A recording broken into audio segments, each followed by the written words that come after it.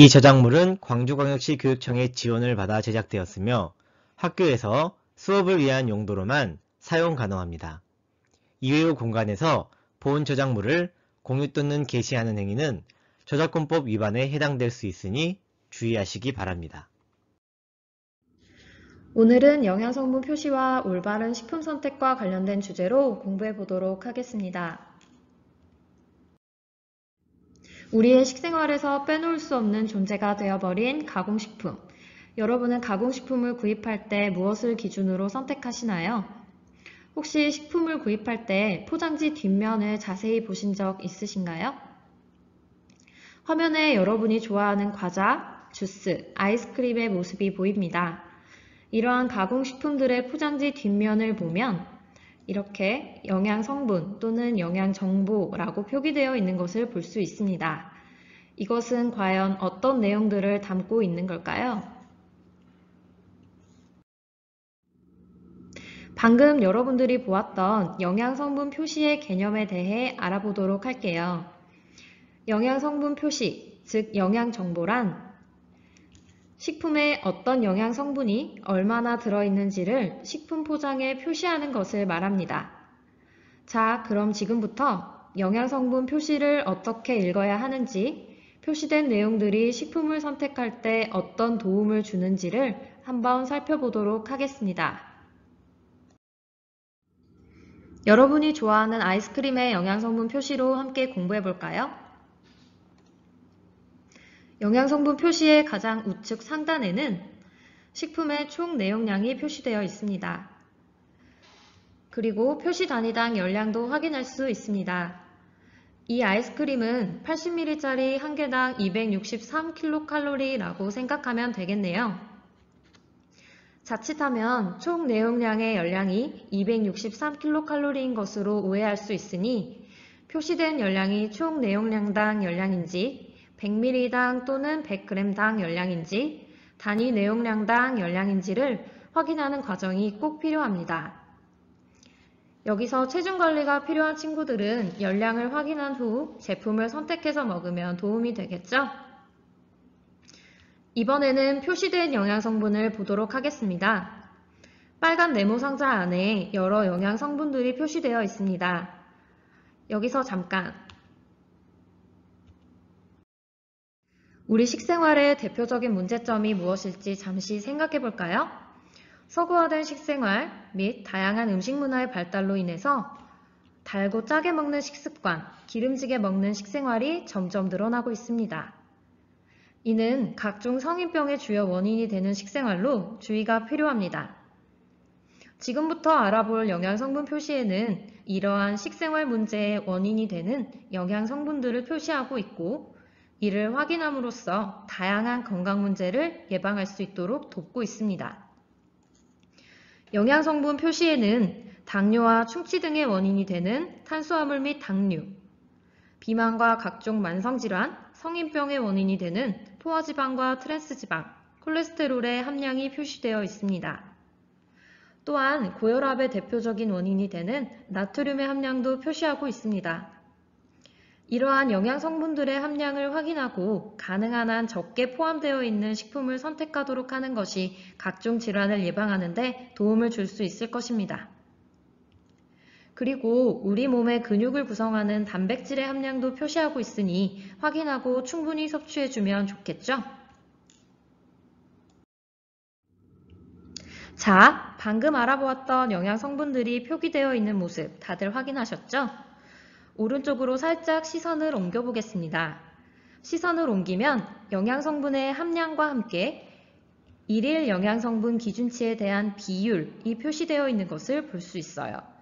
이것은 하루에 섭취해야 하는 영양성분의 기준량 대비 제품에 포함된 각 영양성분의 함량을 비율로 나타낸 것입니다. 즉, 하루에 먹어야 할 양 중에서 몇 % 정도를 섭취하게 된다는 것을 나타내는 것입니다. 이것을 확인함으로써 하루 섭취 기준량과 비교했을 때 얼마나 먹었는지, 많이 먹었는지 혹은 적게 먹었는지를 판단할 수 있습니다. 이 외에도 칼슘, 철분, 비타민C 등 다른 영양소가 표기된 식품들도 있습니다. 이는 선택적으로 표시할 수 있는 영양소들입니다. 건강을 위해 영양량을 확인 후 충분히 섭취할 수 있도록 하면 좋겠죠? 그러나 과잉 섭취는 바람직하지 않으니 일일 영양성분 기준치의 100%는 넘지 않도록 주의해야 합니다. 자, 지금까지 영양성분 표시를 읽는 방법에 대해 알아보았습니다. 이제부터는 간식을 구매해 보려고 합니다. 학생들이 어떤 간식을 고르면 좋을지 같이 살펴볼까요? 이 학생은 현재 비만인 상태인 학생입니다. 소풍을 가기 위해 과자를 딱 한 가지만 구입하려고 해요. 화면에 보이는 세 가지 과자 중에서 어떤 과자를 고르는 것이 좋을지 살펴볼까요?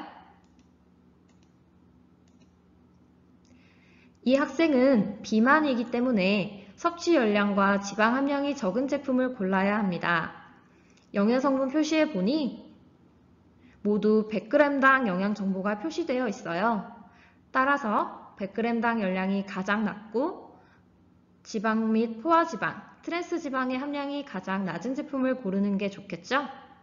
따라서 두 번째 과자가 적절하겠네요. 이번엔 키가 작은 학생이 있습니다. 이 학생은 간식으로 마실 음료를 마트에서 구입하려고 하는데요. 어떤 제품을 골라야 키 성장에 도움을 더 줄 수 있을까요? 키 성장에는 칼슘이라는 영양소가 큰 도움을 준다고 합니다. 따라서 이 학생은 칼슘 함량이 높은 음료를 마셔야 해요. 세 가지 음료의 영양성분 표시를 함께 보도록 할까요?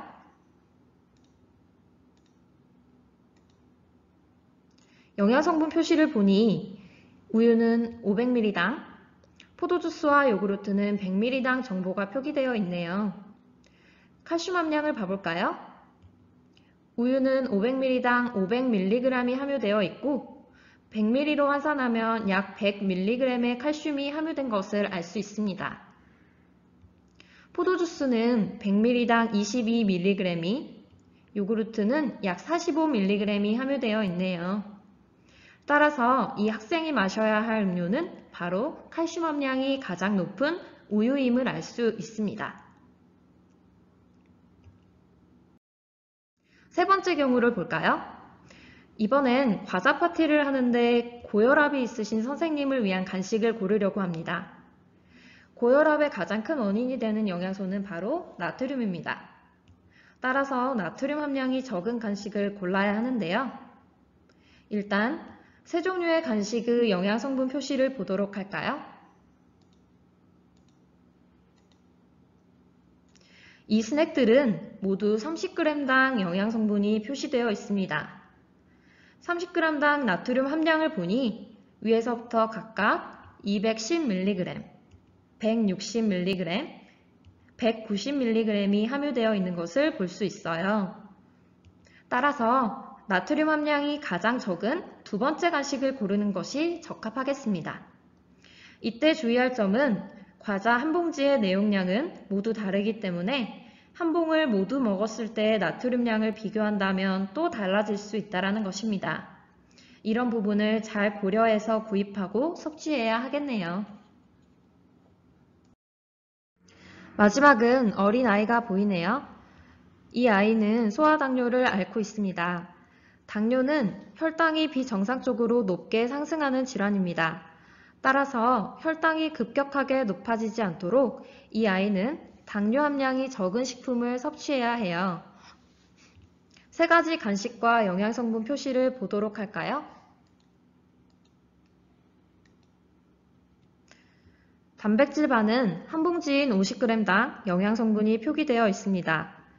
그리고 초콜릿과 플레인 요거트는 100g당 영양성분이 표기되어 있네요. 이제 당뇨 함량을 봐볼까요? 단백질반은 50g당 10g의 당류를 포함하고 있으므로 100g당 20g의 당류를 함유했다고 생각할 수 있습니다. 초콜릿과 플레인 요거트는 100g당 각각 56g과 4g의 당류를 함유하고 있네요. 따라서 당류의 함량이 가장 적은 플레인 요거트를 간식으로 섭취하는 것이 적절하겠습니다. 여러분, 이제 영양성분 표시를 보고 현명하게 식품을 선택할 수 있겠죠?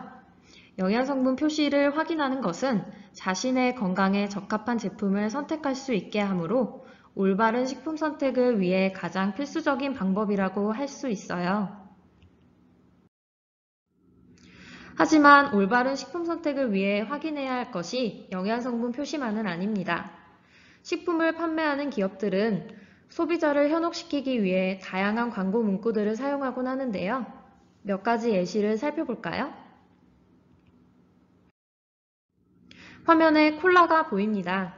이 콜라는 자세히 보면 제로 슈가라고 해서 설탕이 들어가지 않은 콜라임을 강조하고 있습니다. 무설탕이라는 말은 설탕이 없다는 의미로 소비자들에게 당류 섭취로부터 안전하다라는 인식을 주지만 설탕 대신에 감미료나 올리고당, 액상과당은 포함되어 있을 수 있다라는 사실을 기억해야 합니다. 이 콜라의 경우에도 설탕은 첨가되지 않았지만 감미료가 포함되어 있음을 확인할 수 있었습니다. 이번엔 무가당이라는 문구가 보입니다. 이것은 당류가 없다라는 의미로 인식되기 쉽지만 사실은 첨가당을 추가로 넣지 않았다는 것을 의미합니다. 즉, 설탕이나 액상과당 등의 당은 추가로 넣지 않았지만 식품 자체의 당은 포함되어 있을 수 있는 것이죠. 마지막으로 확인해 볼 문구는 무첨가입니다. 무첨가라는 문구는 식품 첨가물이 없는 식품으로 생각하게 하여 건강한 식품처럼 보이게 하지만 이는 식품 첨가물에 대한 불안감을 이용한 부정적인 마케팅 수단입니다.